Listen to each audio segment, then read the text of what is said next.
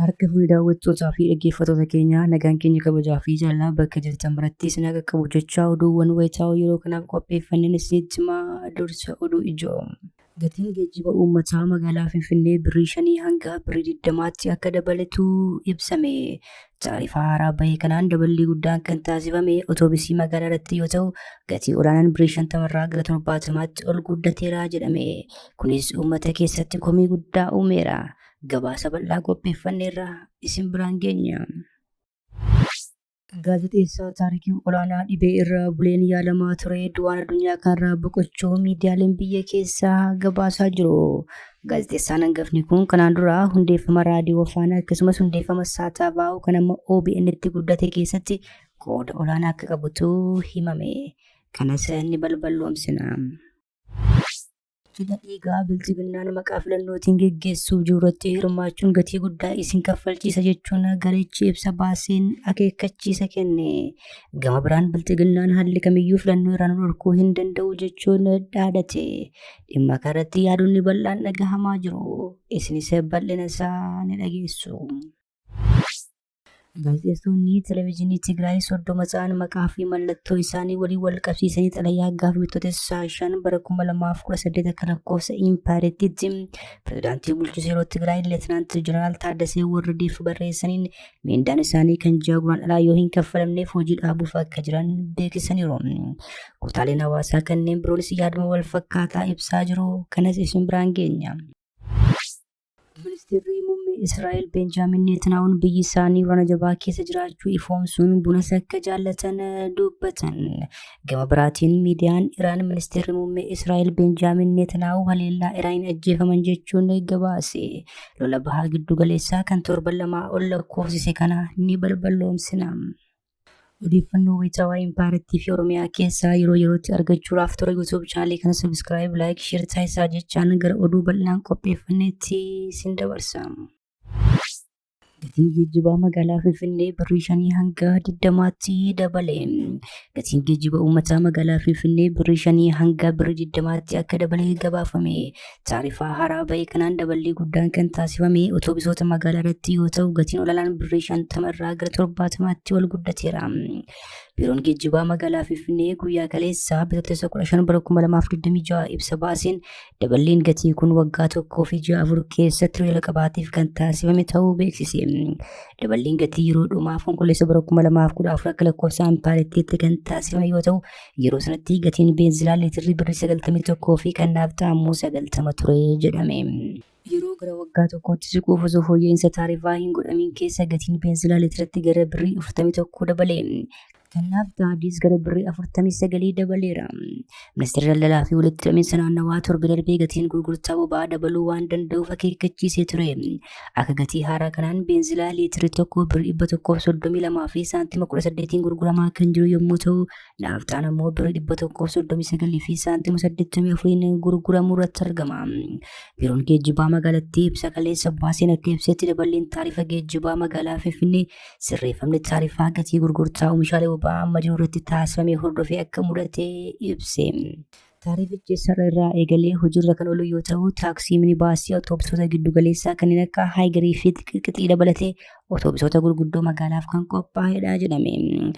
Kaffaltiin fayyadamtoota taaksii minibaasii imalaa haga kiiloomeetira 2.5 haguma ture birrii 10 kan itti ta'uun himameera. Imalli hanga kiiloomeetira 5 ammoo birrii 15 irraa gara birrii 20tti ol guddate. Gatiin imalaa hanga kiiloomeetira 15tti godhamus birrii 5 wal fakkaataan dabalameera. Kaffaltiin taaksii imala kiiloomeetira 15.1 hanga 17.5 gidduu jiru birrii 10 dabaluun gara birrii 50tti ol guddateera. Kaffaltiin taaksii inni olaanaanis daballee wal fakkaataan taasifamuun birrii 55tti guddateera. Taarifa haaraa kanaan gatii gadi aanaan baasii giddu galeessaa akka haayigarii fi xixiqqii birrii 15 olaanaan ammoo birrii 45 ga'utu gabaafame. Daballee guddaan hanga birrii 20 kan taasifame taarifa baasii magaalaa irratti ta'utu ibsame. Torban darbe keessaa ministeerri maallaqaa Ahmad Shidee jeequmsi dhiyeessii boba'aa waraana Ameerikaa, Israa'el fi Iraan gidduutti taasifamu haga yoomiitti akka turu waan hin beekamneef hawaasnii fi dhaabbileen boba'aa qusannaa guddaadhaan akka fayyadaman dhaamuun taarifa irratti jijjiirran akka taasifamu ibsuun ni yaadatama. Gaazexeessaa Taarikuu Olaanaa dhibee irra buleen yaalamaa ture du'aan boqochuu miidiyaaleen biyya keessaa gabaasan. Gaazexeessaan hangafaa kun kana duraa hundeeffama raadiyoo Faanaa akkasumas hundeeffama Saataava'oo kan amma OBN itti guddate keessatti qooda akka qabutu gabaafame. Sagantaa raadiyoo Faanaa beekamaa ta'e Faana Afaan Oromoo jedhamus dhiyeessaa tureera. Gaazexeessummaan ala beeksisa waltajjii geggeessuu fi walalonis hedduu beekama. Akka gabaasa Faanaatti gaazexeessaa Taarikuun dhibee irra buleen gaafa Sanbataa boqote. Awwaalchi isaas dilbata kaleessaa magaalaa Finfinnee Bataskaana Madaaniyaalamii Qacaneetti akka raawwatame gabaasni bahee ni mul'isa. Gaazexeessaa Taarikuun fuudhee nama maatii qabu yommuu ta'u abbaa ijoollee dhiiraa 2 ture. Cidha dhiigaa bilxiginnaan maqaa filannootiin geggeessuu irratti hirmaachuun gatii guddaa isin kaffalchiisa jechuun garichi ibsa haala yeroo irratti baaseen beeksise. Gama biraan bilxiginnaan haalli kamiyyuu filannoo irraan dhorkuu hin danda'u jechuun dhaadate. Dhimma kanarratti yaadonni bal'aan dhagahamaa jiru. Gareen sochii faannoo saba Amaaraa jechuun owwaamuu fi qabsoo dhannoo geggeessaa jiru ibsa guyyaa kaleessaa karaa dubbimaa isaa Asirees Maaree Daamxee baaseen sochii bilxiginnaan filannoo biyyoolessaa marsaa 7ffaa geggeessuuf taasisu balaaleffachuun kun cidha lammiileetiin qophaa'ee jedhe. Gareen kun qaamni kamiyyuu filannoo irratti kan hirmaatu yoo ta'e akka diinaatti lakkaa'uun irratti qabsoofna jechuunis akeekkachiisa kenne.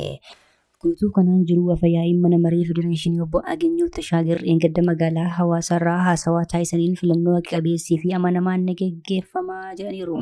ምርጫው በህዝቦች ሰፊ ተሳትፎ ሰላማዊ ፍትሃዊና ተአማኒነት ያለው ሆኖ እንዲጠናቀቅ መንግስት ቁርጠኛ ሆኖ እየሰራ ይገኛል። Hidhattoonni faannoo ammoo namni dhuunfaas ta'ee paartileen akkasumas gareen kamiyyuu cidha dhiiga lammiileetiin qophaa'e kanatti akka hin hirmaanne jechuun bilxiginnaan ammas uummata jumlaan fixuu fi umurii aangoo isaa dheereffachuuf diraama maqaa filannootiin taasisurraa akka of qusatan akeekkachiisan.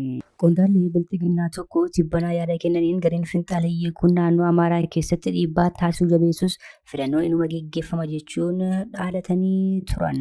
የትኛውንም አይነት ሁሉ አማራጮችን ተጠቅሞ የጽንፈኛ ቡድኑ ግጭት ለመፍጠር ቢሞክርም ምርጫ እናካሂዳለን።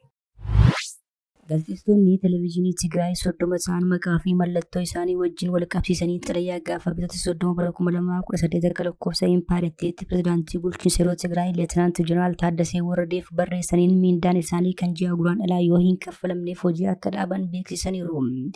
Akka gaazexeessonni kun ibsanitti miindaan ji'a isaanii yeroo isaatti waan hin kaffalamneef rakkoolee garaagaraatiif isaan saaxilamaniiru. Haaluma wal fakkaatuun ogeeyyiin fayyaa naannichaa miindaan isaanii waan hin kaffalamneef rakkoolee dinagdee fi hawaasummaa adda addaa keessa galuu isaanii ibsanii miindaan isaanii hatattamaan akka kaffalamu karaa waldaa isaanii gaafataniiru. Waldaan barsiisotaa Tigraayis gama isaatiin miindaan ji'a guraandhalaa hatattamaan akka kaffalamuu fi qabu gaafateera. Naannoo Tigraay keessatti hojjettoonni mootummaa tilmaamaan 137 ta'an akka argamantu himame. Haa ta'u malee yeroo ammaa kana kaffaltiin raajii rakkoo hamaa keessa jiraachuutu gabaafama. Ministeerri Israa'el Benjaamin Netanyahuun biyyi isaanii waraana jabaa keessa jiraachuu ifoomsuun bunas akka jaallatan dubbatan. Miidiyaan Iraan ministeerri muummee Israa'el Benjaamin Netanyahuu haleellaa Iraaniin ajjeefaman jedhee gabaase. Akkasumas viidiyoo miiliyoonotaan tiiktaakii fi miidiyaalee hawaasaa kan irratti akkasumas suur-sagaleen namoonni baay'een qoodan erga wal fakkaataa dabarsaa turaniiru. Akkasumas Netanyahuu Yaa'ir Netanyahuu miidiyaa hawaasummaa irraa booda kana barreessuu dhaabuu isaa itti dabalanii qoodan. Erga waraanni eegalee dhimmi Netanyahuu yeroo ka'u kun kan jalqabaa miti. Guyyaa waraanni eegalee gara Jarman baqatan jedhamees ture. Boodarra xiyyaara isaaniitu nageenyaaf jecha garas akka geeffame isaan keessa akka hin jirre aangawoonni Jarman Rooyitersiif yeroo beeksisanii turan. Erga waraanni eegalee immoo bakka haleellaa Iraaniin miidhaan qaqqabee dhaqanii daawwataniiru. Waajjirri ministeera muummee Israa'el oduu Netanyahuun ajjeefamaniiru jedhuu fi namoonni waliif qoodaniif deebii kenneera. Kun oduu sobaati. Ministeerri muummee Netanyahuun nagaa qabu jechuu isaanii miidiyaan Tarkii Anaadooluun gaafatee deebii argachuun gabaase.